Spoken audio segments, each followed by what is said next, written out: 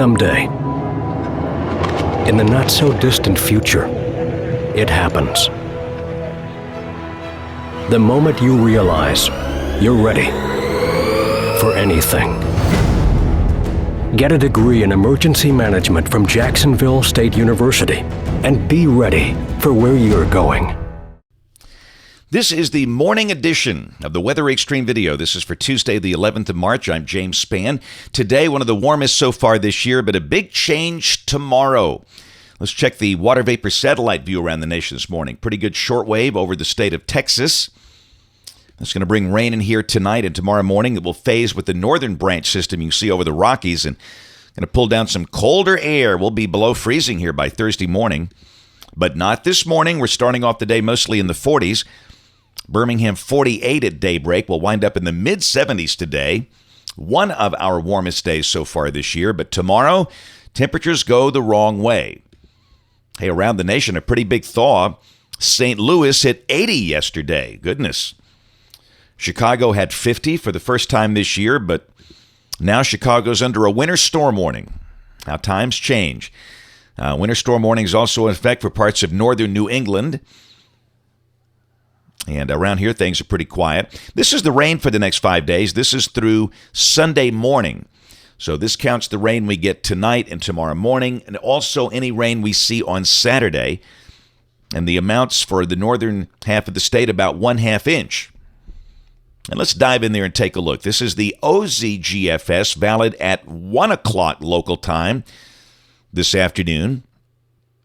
There's your troughing over Texas. Down below that, the surface chart showing rain possibly on the Gulf Coast at midday today. Maybe affecting cities like Mobile and Gulf Shores, but the day for us should be dry. The GFS printing a high of 76. If we reach that, that will tie for the warmest so far this year. We hit 76 back on March the 2nd. But let's go down to the high-res NAM. This is 6 o'clock this evening. And this is suggesting the rain moving in. It's a little faster than the GFS. It's got rain falling at 6 o'clock this evening in Tuscaloosa, in Birmingham, in Fayette, in Jasper, in Hamilton, in Montgomery. And that rain advances northeast. And then by midnight, that first batch of rain is basically out of here. So the NAM is hinting we'll have one window for rain tonight between about 6 o'clock and midnight. And then this is tomorrow morning at 11. That's the surface boundary coming in here, basically along Interstate 59 with a band of showers. So a good chance of rain tonight, maybe additional showers tomorrow morning. And once the boundary passes through, temperatures begin to go the wrong way. We could be in the 60s through maybe mid-morning, and then we fall through the 50s. Here's the GFS. You can see very, very tight a tight gradient and very strong surface winds. And look at the low up there, 983 millibars. I mean, that's going to crank up some really nasty, almost blizzard-like conditions for Cleveland and Buffalo if this is right. But again, windy, falling temperatures will go through the 50s, maybe reaching the upper 40s by late afternoon. It will be a different kind of day, and that wind's going to make it feel colder. The winds, I'd say, 15 to 35 miles an hour. It's going to be howling. There's going to be a wind advisory needed for that. Then Thursday, we start the day below freezing. The GFS is printing 28, and the day will be cool and dry. The sky will be sunny. Now, the NAM is showing a high of only 47 on Thursday. The GFS is at 56 as a 9-degree discrepancy. And as usual, the truth is somewhere in the middle. I'd say the high would be in the low 50s, but if you're north of Birmingham, yes, you might stay in the 40s all day. Here's Friday. Friday morning's going to be cold, maybe a light freeze. We'll say low to mid-30s.